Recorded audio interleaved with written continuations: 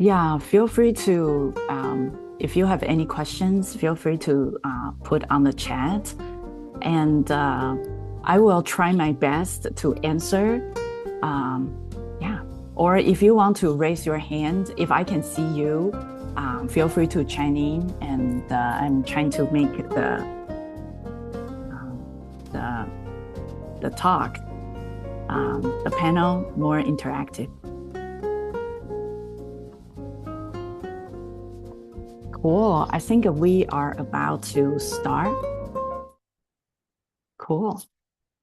Awesome. So if there's anyone who wanna join, so my co-host, if you can help me to allow them in, that would be great. Thank you.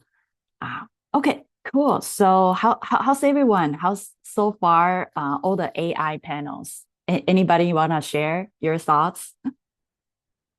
Love it. All the AI panels. Cool. Awesome. Yeah, no worries. Yeah, very interesting. Great, great, great. So today I am going to share with you how spatial AI and also XR can change the future of learning. And I want to make it fun. I know there are a lot of definition and also some hardcore knowledges, but I want to make it something that you can take and make it fun for you to fall in love with this technology. Okay. Hi, everybody. My name is Dominique Wu. Currently, I'm an adjunct professor at Kenyatta College, and I also work for Meta, Walmart in the past. Currently, I'm an AI fellow for Chancellor's Office. Here's a little bit about me. I'm a founder, and I also XR developer. Currently, I'm published probably about 2 apps, and I am trying to push my VR app to Meta Store, hopefully next week. And I'm adjunct, and I'm also an author of a published book.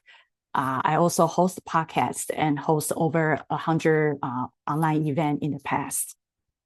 Yeah, so I've been working in the industry as XR and product designer for the past 15 years. So those are my previous experience and the company I worked or some events that I participate.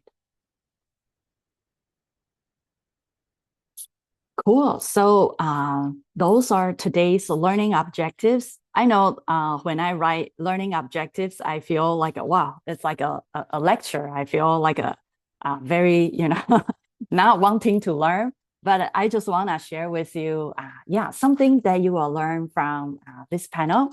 First, I will explain some spatial AI and XR AI and what's the similarity and what's the difference.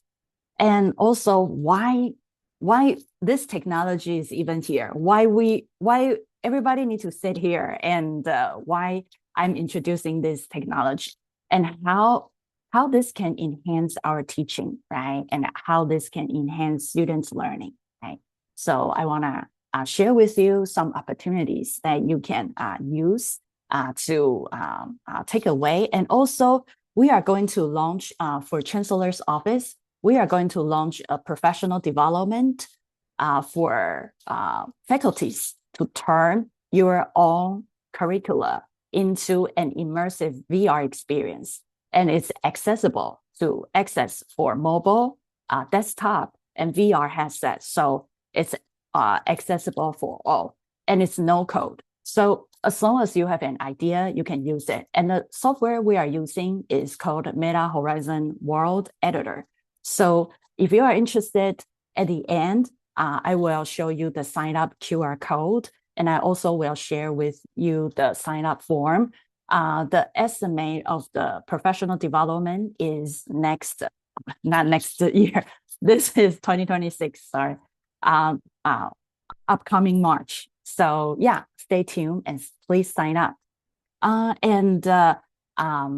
At the end, we will have probably about 10 minutes to discuss the potential benefits and challenges of implementing XR or spatial AI, XR AI in your classroom. Okay, any questions? Yeah. if you have any questions, feel free to raise your hand or put on the chat. Yeah, I will pause a little bit just to make sure that we are all on the same page. Great. Okay, let's move on. So if you can see this picture, right, this is the traditional way of learning and disengagement. The current problem of our traditional education is that students' disengagement in the classroom. For lecturing, it is one way of talking, right? And later on, I will show you the pyramid of how students absorb the knowledge retention. So you can see later on, only 5% of knowledge retention rate for one-way lecturing. And for assessment, teachers focus on memorization, which can also be easily answered by ChatGPT. So that's why a lot of professors said that, oh, ChatGPT, students use that to cheat. But maybe if we change our assessment, work with AI, that we might be able to design a great journey for students to learn, right? So so memorization is at the bottom of the Bloom taxonomy, right? Which is the lowest thinking level. So I think there are a lot of reasons. First is one way of output, right? It's lecturing. The other one is that traditional education, we focus on memorization. So how can we design a fun experience that students just want to, want to keep engaging, right? So next slide, this shows that, wow, it's a fun class, right? Students can see, interact, right?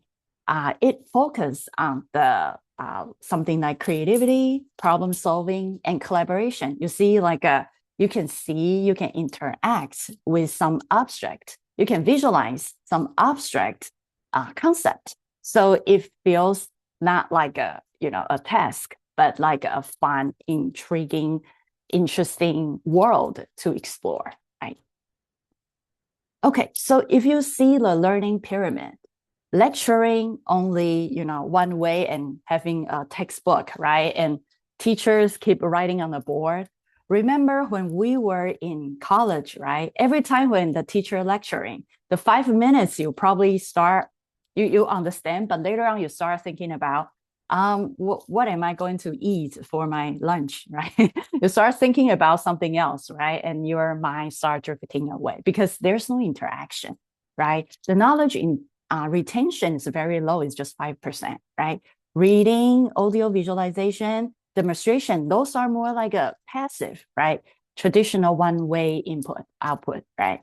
So, so instead of that, we need to focus on more group discussion, right? And especially AI can really help and facilitate all those more like active types of learning. So discussion, practice by doing, and also teach others, like Richard Feynman, right? He said that if you want to learn something, teach someone is the best way to learn, right? And you learn it and you immediately use it. That's the active, right? That's the best way for students to retain their knowledge. Okay, so because we are in the age of AI, right? We need to start rethinking about Bloom's taxonomy. What's AI good at? What's AI not so good at, right? So I mean, if you have any questions or any thoughts, feel free to type on the chat. I'm trying to multitasking and see if anybody has any questions, concerns. Yeah, and I understand that AI is really disruptive in the education era, right? So in the education field. So feel free to raise your questions. So if you see this chart, right, what's AI good at?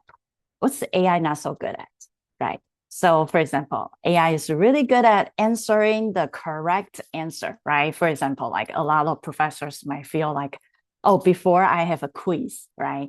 And everybody, I can understand and I can give them the grade.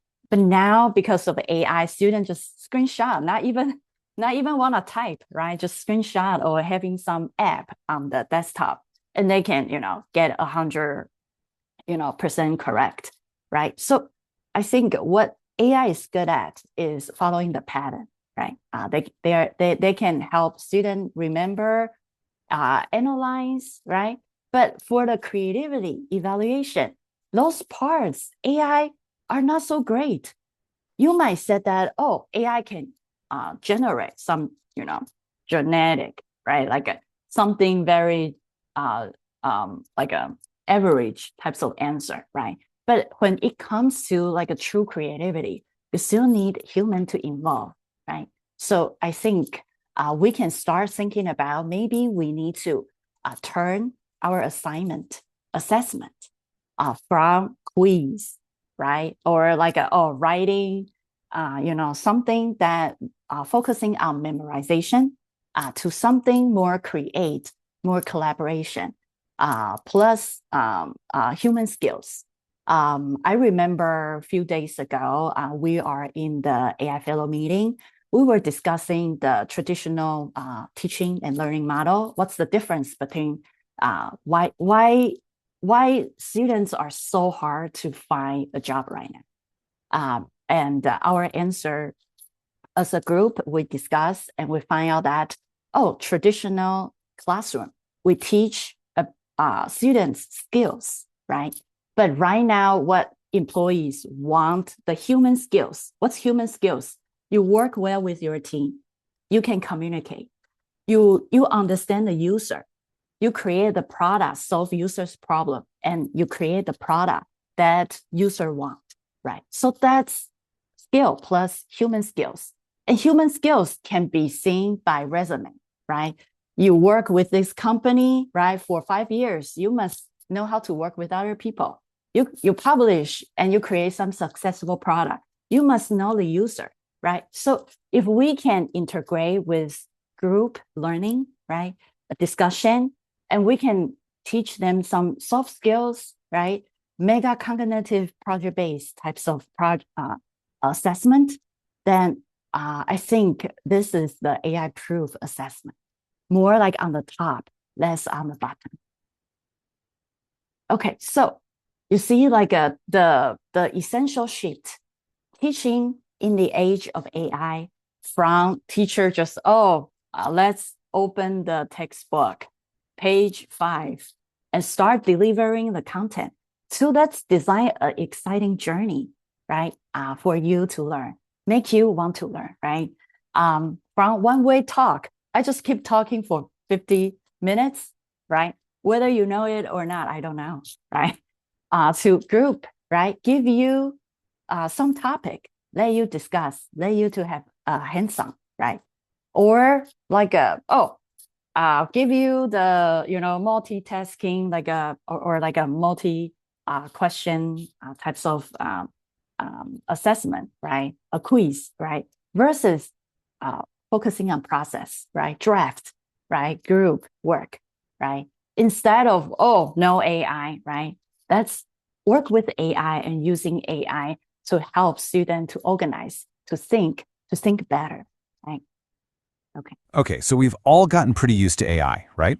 It's in our computers, writing our emails, making cool pictures for us. But what if the next giant leap for AI isn't about what happens on your screen, but what happens, well, right where you are, in the very room you're sitting in? That's what we're digging into today, AI that's about to step out into our physical world. Just think about that for a second. What if AI could actually see your world, understand it, interact with it, not just as some chatbot you type to, but as a genuine, intelligent partner that exists in the same space as you? This is the big question we're tackling. All right, so to really get where this is all headed, we kind of need to look at where we are right now. And let's be honest, AI is already a huge deal. It's a powerful, everyday tool, and you see this especially in the world of education. Get this. A recent survey found that a whopping 92% of British undergrads are already using AI tools. I mean, think about that. This isn't some niche tech for a few early adopters anymore. It's basically as common as grabbing a coffee before class. But here's the catch, and it's a big one. For all its power, the AI we use today is, well, it's pretty limited. It's kind of like a brain in a jar. It can crunch text and data like nobody's business, but it has zero concept of the room you're in. It doesn't see the objects on your desk. It can't navigate the world. It's completely trapped inside the box. So, how do we get that brain out of the jar? The answer is, you give it senses, the ability to actually perceive and make sense of physical space. And this is where two really cool technologies come into play: spatial AI and extended reality. Okay, first up, spatial AI. Think of this as the intelligence part. It's not just about making a basic blueprint of a room. No, it's about building a meaningful map.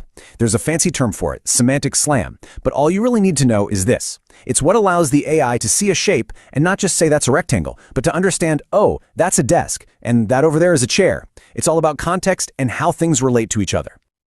But, for that AI to understand the world, it has to be able to perceive it first.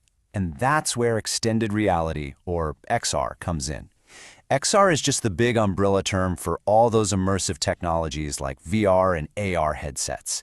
And these things, they're absolutely packed with sensors. Cameras, depth sensors, mics, they literally become the eyes and ears for the AI. So, to put it simply, if spatial AI is the brain, then XR provides the senses. It's the combination that finally gets that brain out of the jar. The brain does the heavy lifting, figuring everything out, while the senses, all those cameras and sensors, are just feeding it the raw data it needs to work with. They're two sides of the same coin, and together, they're what's going to bring AI into our world. And we're not talking about a simple camera here. These sensors are incredibly complex. An XR device doesn't just rely on one thing. It mashes up data from a whole bunch of different sensors. You've got your regular cameras, which are great for detail but kind of useless in the dark. Then there's LiDAR. Think of it like radar but with lasers, which is super precise for measuring distance but doesn't love dust or fog. So, by combining all these different inputs, the AI gets a really complete, really reliable picture of what's going on around it, no matter what. Okay, so now that we've got the tech down, let's talk about where this gets really exciting. Imagine this. You could dissect a virtual frog right there on your actual kitchen table. Or what about walking the streets of ancient Rome from inside your classroom? I mean, this technology is set to completely change how we learn. And this quote really nails it. This is not, and I repeat, not about replacing teachers with robots. Nope. It's about creating a powerful partnership, a synergy, right? Where the AI is there to boost and enhance our own brain power. So what does that actually look like? Well, picture a cognitive co-pilot. In this scenario, the AI isn't just spitting out a definition. Look at this. It prompts the student. When they're not sure, it rephrases the idea. Then, it helps them connect the concept to their own life. Hey, think about a quick decision you made. And then, crucially, it pushes them to apply it. The AI is basically guiding the student to think about their own thinking. It's like having a personal tutor for every single person. Of course, this new way of learning means we need a new way of testing, right? If an AI can write a flawless essay in 5 seconds, then that old school essay assignment is pretty much dead. So educators are starting to shift towards what you might call AI-proof assignments. We're talking about things that need a uniquely human touch. Making a video, designing an infographic, personal reflections. Stuff an AI just can't fake.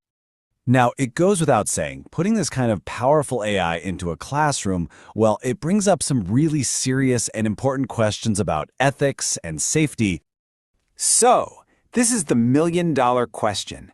How do we build the right guardrails? How do we make absolutely sure these tools are used to empower students and not to, track them or control them or even mislead them? Well, the European Commission has laid out some core principles that are a great place to start. First up, human agency. Simple. The user, the student, has to stay in control. Second, fairness. The AI can't be biased, it has to be equitable and inclusive. And third, humanity. The tech has to respect people, period. These aren't just feel-good buzzwords. They're absolutely essential if we're going to trust this stuff in our schools. And hey, this isn't just a friendly suggestion. It's actually becoming law. The EU's Big AI Act officially labels AI systems used in education as high risk. And that means they're going to face some super strict rules about transparency and oversight before they're ever allowed near a classroom. So, when you put all of this together, the mind-blowing tech, the new ways of teaching, and those critical ethical guardrails, you end up with something pretty profound. We're talking about a complete redefinition of what learning itself can even mean. And this brings us to maybe the most important distinction we have to make. Is this AI going to be a scaffold or a crutch? Think about it. A scaffold is a temporary support. It helps you build something, reach a little higher, and then you take it away when you can stand on your own. But a crutch, well, a crutch creates dependency. Rely on it too much, and your own muscles just never get strong. At the end of the day, this points to a massive shift in education. The goal isn't just about what do you know anymore. I mean, an AI could know anything. The new goal is about how do you think. We're moving away from just remembering facts and towards something called metacognition, which is basically the superpower of being able to think about your own thinking. And that leaves us with one last big idea to chew on.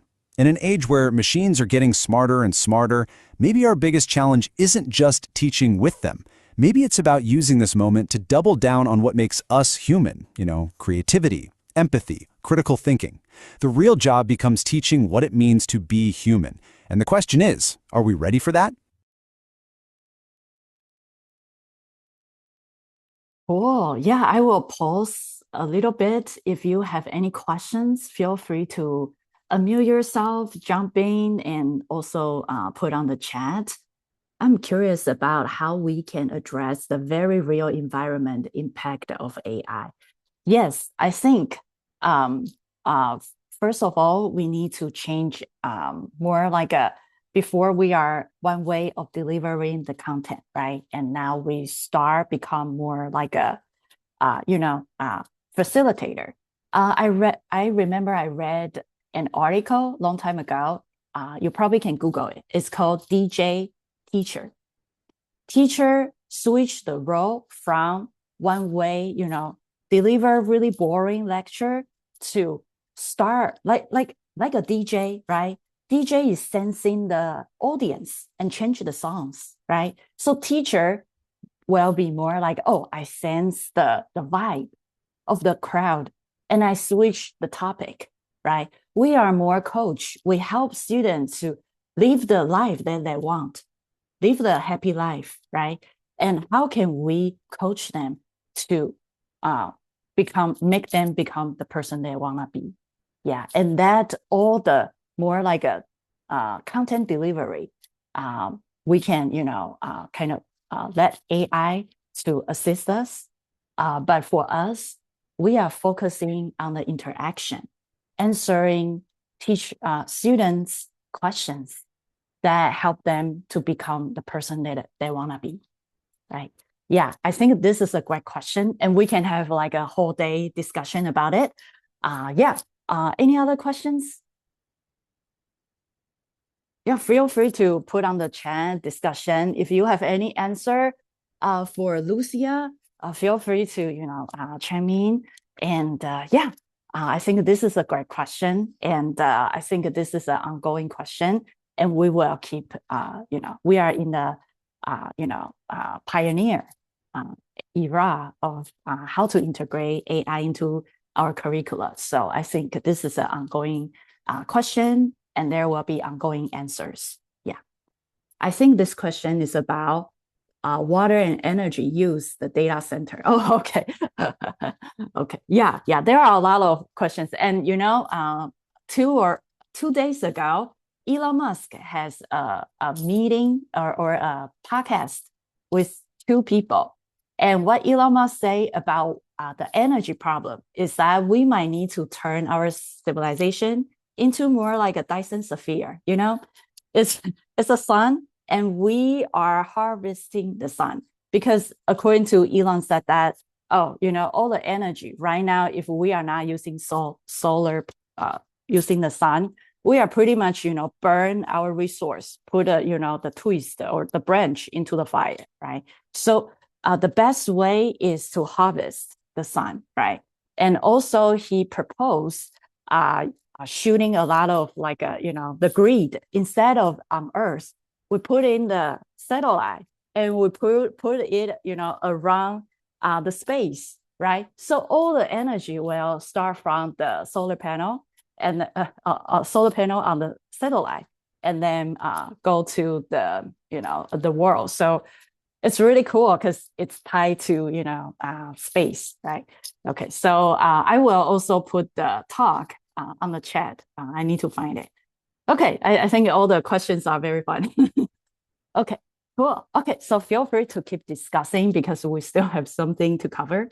Okay, so so I think we have a lot of very interesting talk, and feel free to put on the meeting chat. The next topic I want to share with you is that, okay, so we talk about how we can, what's spatial AI, right? And what's XR and AI, right? So I want to share with you some definitions that I found. What's spatial AI? When you think of spatial AI, you think about that technology or that device understand the world. It understands this is a cup, right? This is a desk. This is the sky, right? It understands the behavior of physical world. That's spatial. And it's also called spatial computing. So why Apple Vision Pro is called spatial computing, and why Meta Quest, they say it's an XR device. What's the difference? Spatial computing, it means that you jump in. The device understands the world, right? So it's more of a world understanding, right? For example, Tesla is a spatial computer. It's a huge smart computer attached to a car. So that's how Elon Musk explained what Tesla is, right? So spatial AI, it understands the world model, which is Yann LeCun, who was the Meta lead chief AI officer, right? So, and also Fei Li, right, the godmother of AI. She used ImageNet to understand the world, right? Train AI. So it's more like a world model. Instead of language model, you type your text, it becomes the world model, right? It understands the physics, right? So how spatial AI sense the space, the surface, and understand how it behavior like a robot, right? Or atomic car, right? So those are more spatial AI. So you can see spatial AI, part of XR is spatial AI. Why? It's more like once you use the sensor, you understand the world, then you are using more like a spatial technology to understand. And you can see robotics, right? Geo AI, right? Understand the space, right? So you can see it's across different areas. Okay, then what's XR AI? XR is focusing on the device experience, wearable experience. So when you wear it, it focuses on how you interact with, wear it, and you can extend your senses. What's XR? XR, the full name of XR is extended reality. You treat yourself as a superhuman. When you see better. You see more. You see a lot of different layers of information. When you touch more. When you hear more. So that's it's AR, right? Augmented reality. You have your reality, but you know more information than you can see, you can hear, you can touch. That's extended reality. It focuses on the experience that human has with the additional layer, right? So AI empowers immersive worlds. For example, like an NPC, non-player character, which is AI avatar, right? With the powered by AI, right? So yeah, adaptive content, which means that in Google, before they release a model where you can keep moving around a 3D surface, a 3D world, and that world will keep generate infinite procedural world. So these types of virtual world. So that's why Elon Musk even said that he's suspicious this world is very likely to be a simulation world that we live in. So yeah, so it's from this, right? So right now we can create a procedural virtual world, And also because you see everything students or learner is in the VR space, all the data that computer can sense, so it can generate the data, the content, or you can ask questions and the AI avatar will answer you in the VR space. So that's customized learning. Okay, so XR, extended reality. So this is like a simple way of, you can see VR. What's VR mean? VR means that everything you see is pixel. It's all virtual. You cover your whole site.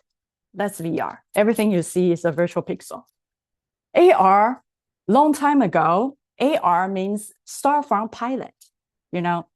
Super long time ago, like the pilot flying the plane, and during the wartime, they have something overlay on top of the reality. That's AR, augmented reality, right? Floated. So you see, like the second dog doesn't know the world. It just copy and paste. Just put it inside the real world, right? What's mixed reality? Mixed reality means it's very similar to spatial AI.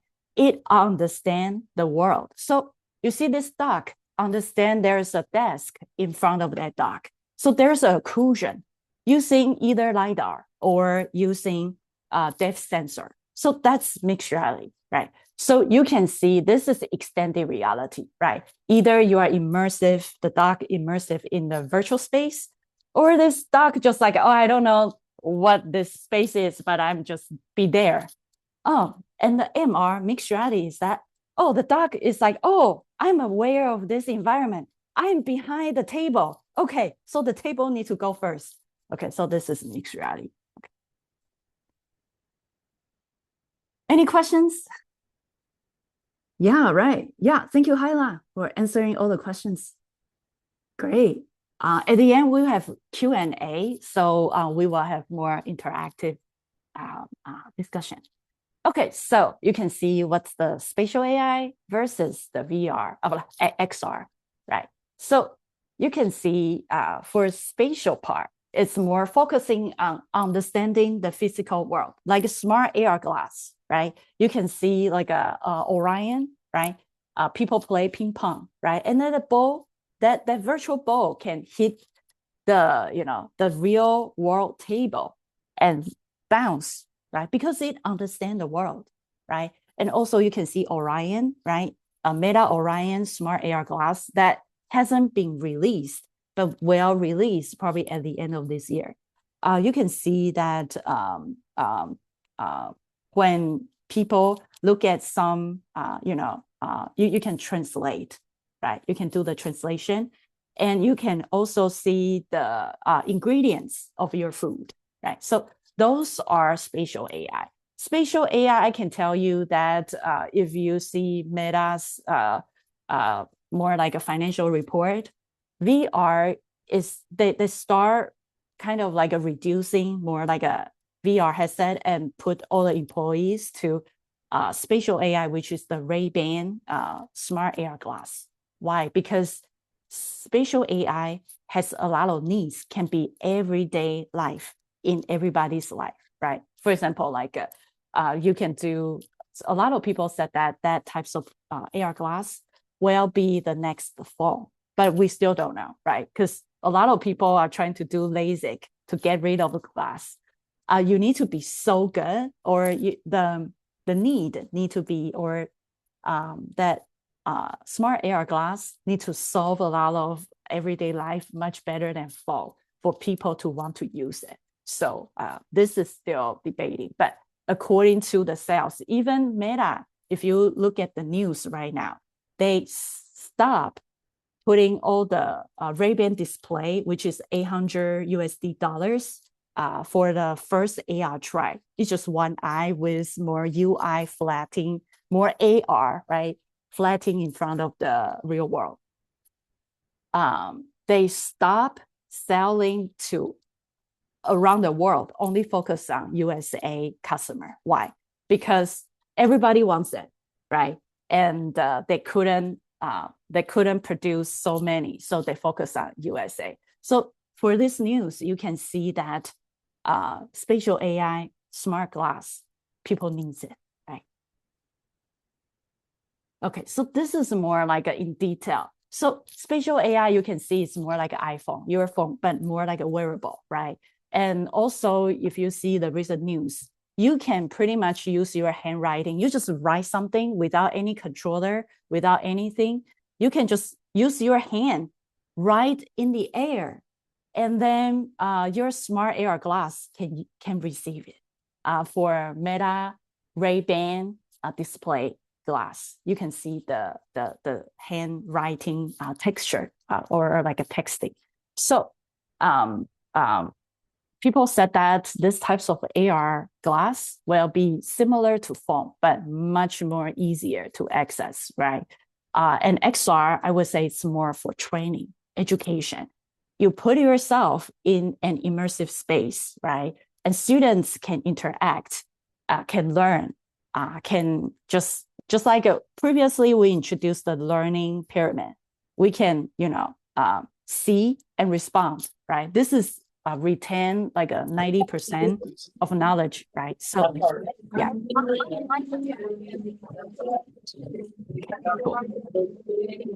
Okay, so yeah. Okay, cool. So if you have any questions, feel free to put on the meeting chat, and at some point I will stop and look at all the questions. Okay. Welcome to The Explainer. Today, we're diving into something that's set to completely shake up higher education. We're talking about how these incredibly powerful new technologies, AI and extended reality, aren't just fancy new gadgets. Nope, they are forces that could totally transform the very core of how we teach and learn at the university level. All right, let's just jump right in with what the classroom of tomorrow could look like. Forget just textbooks and lectures for a second. This quote from Victory XR paints an incredible picture, right? Medical students won't just be reading about the circulatory system, they'll literally be traveling through it. And let me be clear, this isn't science fiction anymore. This is the real potential of immersive education. And this isn't just about some cool futuristic visuals. There's actual hard data behind all the hype. A major study by PwC found that students learning in virtual reality can pick things up to 400% faster than in a traditional classroom. I mean, just let that sink in. 400%. A number that big really forces you to ask, what else is possible? So let's really paint a picture of what this classroom of tomorrow looks like. The vision is for an educational experience that's hyper-personalized, totally immersive, and all powered by some seriously cutting-edge tech. Okay, before we get any further, let's make sure we're all on the same page with the lingo. The key tech we're talking about is extended reality, or just XR. The easiest way to think about it is as a spectrum. On one end, you've got virtual reality, or VR, which puts you in a completely digital world. On the other end, there's augmented reality, AR, which lays digital stuff over our real world. And then kind of in the middle, you have mixed reality, where the digital and real worlds can actually interact with each other. So the potential here is just huge. We're talking about AI creating a curriculum that adapts to your personal learning style, like in real time. We're talking about immersive simulations where you can practice a complex surgery or engineer a bridge without any of the real-world risk. And the data really backs this up. That same PwC study found that learners are 40% more confident in applying what they've learned and 150% more engaged. That's a massive difference. Okay, so that's the dream, right? But what's actually happening on campus today? Let's take a look at the data to see who's really using this technology and, how they're using it. So researchers looked at almost 300 studies from just the last 4 years, and it gives us a really clear snapshot. Virtual reality is by far the dominant player here. It makes up 58% of all the XR research happening in higher ed. And, that kind of makes sense. VR gives you a totally controlled environment, which is perfect for both learning and for studying that learning process. And what's super interesting is where this is all happening. It's not spreading out equally everywhere.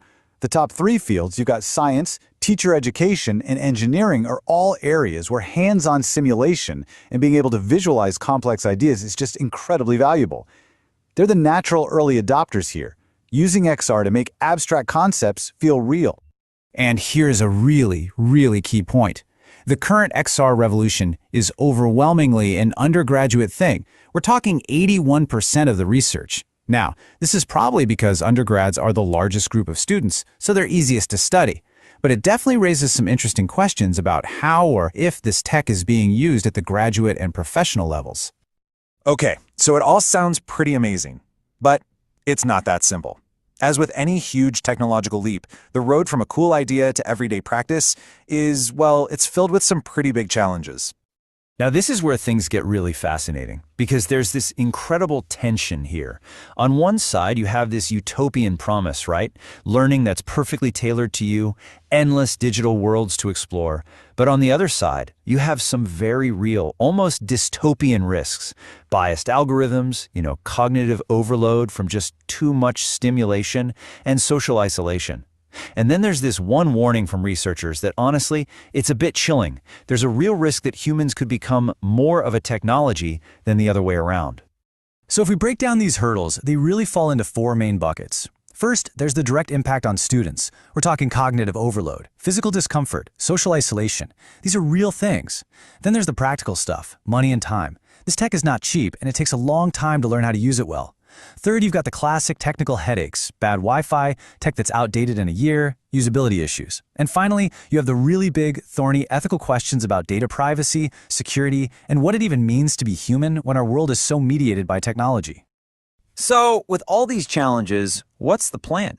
You can't just throw more tech at the problem and hope for the best. So how can universities move forward responsibly? Well, the EDU Cause Horizon report actually lays out a pretty clear strategic path. The experts are recommending a really proactive three-step approach. This isn't about just banning the tech or blindly adopting it. It's about building a solid framework. First, you got to establish clear rules with AI governance. Second, you need to empower your teachers through faculty development. And third, you have to equip everyone, students and faculty alike, with critical digital literacy. So let's break that down just a bit. AI governance, that just means creating clear but also flexible policies for how to use these tools ethically and responsibly. Faculty development is all about giving professors the training they actually need to use this tech in a meaningful way in their classrooms. And critical digital literacy, well, that might be the most important piece of the whole puzzle. It's about teaching everyone not just how to use the tools, but how to step back and question them. So, all of this brings us to the big final question. You have all these trends, all this new tech, all these challenges, and they're all starting to converge. So where is this all actually going? All right, first up, you have the growth scenario. This is that shiny, high-tech future where these AI and VR learning ecosystems really take off, creating those amazing experiences we talked about at the beginning. But remember that challenge of money and time? This is where it really bites. The high cost means this growth isn't equal for everyone, and the tech gap between the well-funded schools and everyone else could become a massive chasm. Then you've got the constraint scenario. Think of this as a reaction to some of those big ethical red flags. Public skepticism and new government regulations, all driven by worries over data privacy and security, start to hit the brakes on innovation. Now, progress still happens, it's just a lot slower and a lot more uneven. Now for a much darker path. Collapse. This is the future where we completely fail to develop that critical digital literacy we said was so important. You get an unregulated flood of AI-generated content that just erodes public trust in facts. It attacks the very idea of objective truth. And that, of course, would challenge the entire role of the university as a source of reliable knowledge. And finally, there's transformation. Now, this isn't just about using new tools in old ways. This is a complete paradigm shift. In this future, higher education's focus moves dramatically toward workforce readiness and deep, deep partnerships with industry. It fundamentally rethinks what a university degree even is and what it's for. Look, these four futures, they aren't predictions, they're possibilities. They are four different stories about where today's trends could take us. The technology's already here, the plans are being drawn up as we speak, and the digital scaffolding is going up all around us.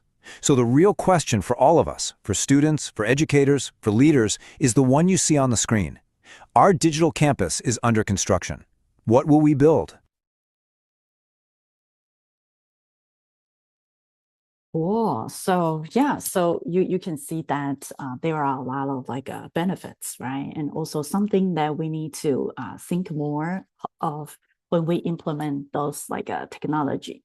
For example, a bias, right? Data bias, and also a infrastructure, right? The headset, right? And also I saw Verna. Yeah, I hope I pronounced right. You mentioned that the device impact the health of our brains. Yes, And I think there are a lot of issues that when I worked for Meta in the past, our research team addressed the issue that for younger people, for example, I forgot what age. I remember it's 13 or 11.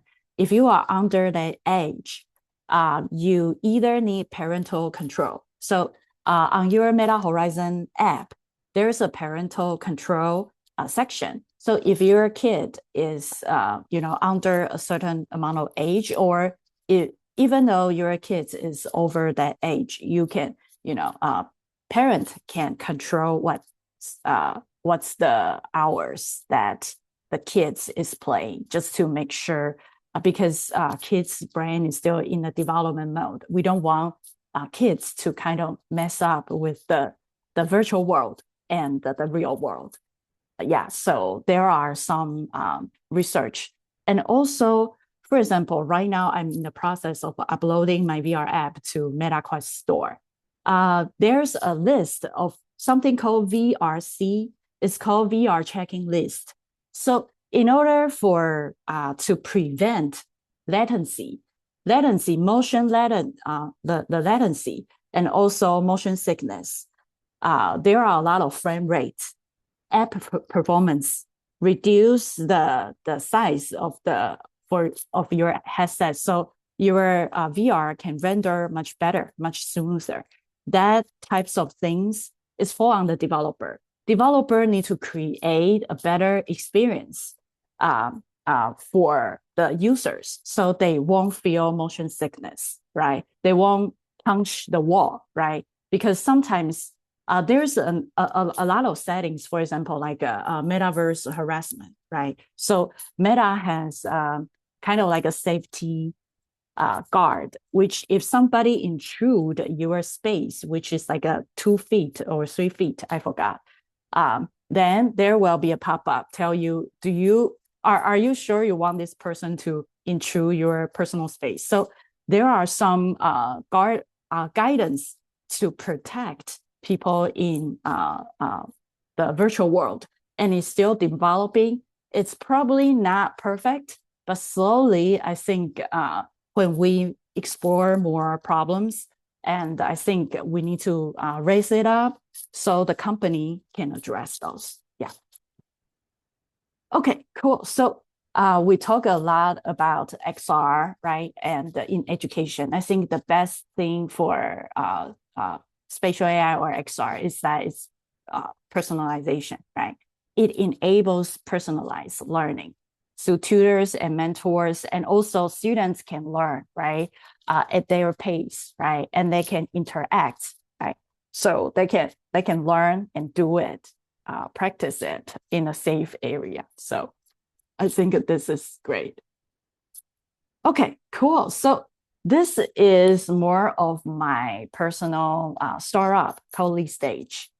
Before my second slide, I mentioned that not only I'm an adjunct professor, but I also have my own startup working with my student, and my student get equity, right? So they are also my co-founders.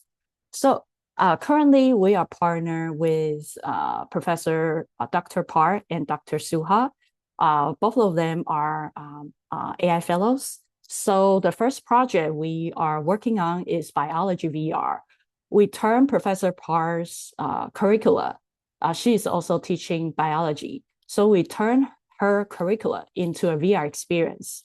And this one is the one that we are trying to push to the MetaQuest store. So this is more like how this curriculum turn into visualization and interactive fun experience. It's only 2 minutes. Graphs. Read and learn about hypotheses. Read the bulletin board to learn about hypotheses on your left. Then head to the Play Lab to start creating a good hypothesis after reading. So this is in VR recording, and Professor Park's goal is to teach students how to create a good hypothesis, and also teach them how visualization, data visualization, either use bar graph or line graph for a certain scenarios. Compound X and plant growth. Now let's start our experiment. We are testing how compound X affects plant height over a 5-week period. Please read the definitions on the right panel.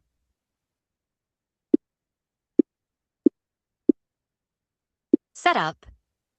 Follow the compound X chart to add the correct amount of compound X to each pot. You may press the autofill button to add the amounts automatically.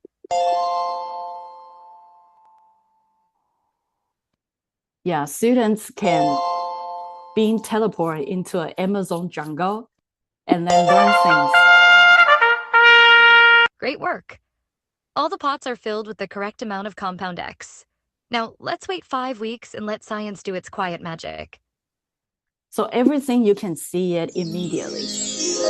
For a normal experiment, you need to wait 5 weeks. But in VR, you can make it like in 5 seconds. Everything grow, yeah. Results and measurement 5 weeks later. Look at that growth.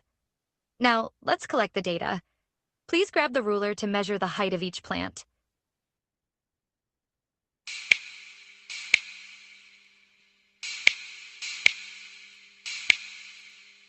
Data visualization. Great, you made it. Now choose a graph to visualize your findings. Bar graph. Best for discrete data. If the independent variable is discrete, like categories or students' GPA. Line graph. Best for continuous data. If the independent variable is continuous, like time or grams. Quiz. Which graph best represents grams of compound X added? Try again. Grams of compound X added is continuous, so use a line graph. Bar graphs are for discrete data, like students' grades.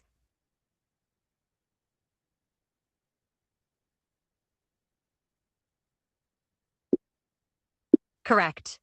Since grams of compound X added is continuous, a line graph is the best choice.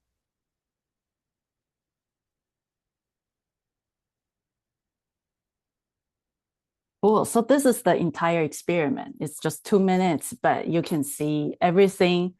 Instead of 10 pages of trying to explain everything, if you put a student in these types of game like just 2 minutes, they can immediately understand what's that and create a good hypothesis.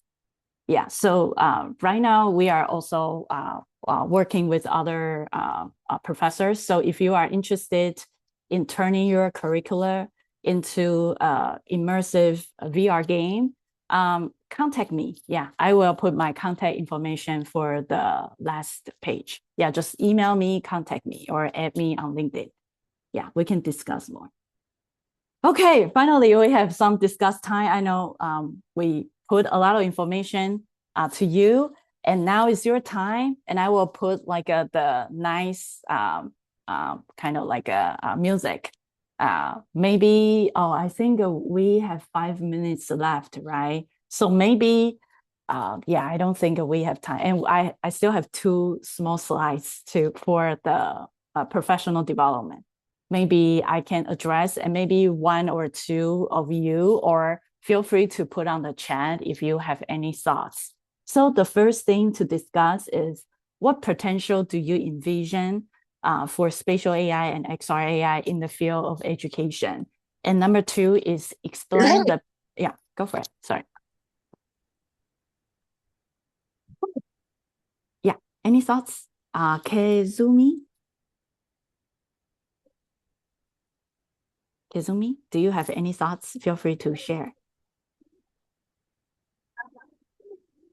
Anybody? Anybody has any thoughts about, for example, like what's the challenging of to implement the technology into your classroom, or how do you envision this is in education? Anybody? Or feel free to put on the chat. I teach autonomy. I would love to see an XR. Yeah, right. Yeah, this is something that is great. And as far as I know for eye doctor, right? It's very complicated for the nerve tangling for the eye structure. So imagine if it is in the VR space, it's much easier. You can see, all the nerves is winding somewhere, right? In 3D space, right? Okay. Yeah, I love to have a lot of discussion, but we just out of time. So maybe we go to the last one, which is sign up. I also put this to the chat. So we are going to have a professional development course for the Vision Center from Chancellor's office. For this PD, we will have another 3 change makers working with me, and we are trying to produce it. And the estimate delivery time is around March this year. And hopefully we can have some statewide announcement for this professional development. So first of all, you don't need any coding experience, right? We are going to incorporate Meta Horizon World, and it's accessible for mobile, PC, and also VR headset. Yeah, so you don't need to know anything. You just feel motivated and feel love of technology, curiosity, and I think you will do well. Yeah, if you are interested, please, you can scan the QR code, or I just share the sign up sheet. Yeah, feel free to turn your curricula. Yeah, so this is the PD sign up. Cool. Yeah, we have 1 minute. Q&A. Any questions? Yes, the sign up QR code is still there, so feel free to sign up. Anything music appreciation classes already? Anything for music appreciation class already in the work? Yes, there's a really, really cool game called Manifesto, which teach students to conduct. This is super cool. So if you go to Meta Horizon World, it's called Manifesto. Yeah, I learned a lot of conducting skills from that.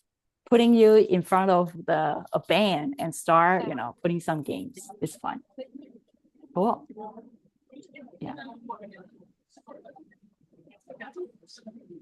Which was open up. Yeah, right. If you're interested in learning in all the XR or in education, feel free to contact me. My email. I have my Kenyatta email and also my CCCCO email. Feel free to contact me. Cool. We are on time. Any questions? Yeah. Feel free to stay or unmute yourself. I think we are on time and dismissed. If you want to stay and do the Q&A maybe for 5 minutes, that would be great. Yeah. Is your email woody@smccd.edu? Dominique. Yeah. Let me. Yeah. Sure. Give me a sec. Let me put my contact information. Yeah. Give me a sec.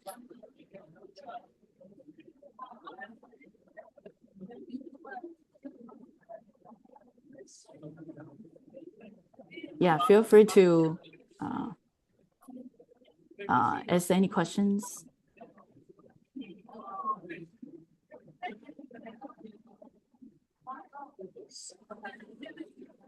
Or add me on LinkedIn. I am on LinkedIn as well.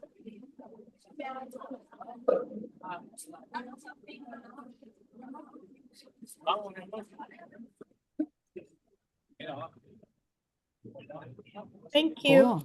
Yeah, sounds good. Yeah, no problem. Yeah, any questions? If you want to stay, I can stay another 5 minutes just to answer questions, anything. And I will stop recording.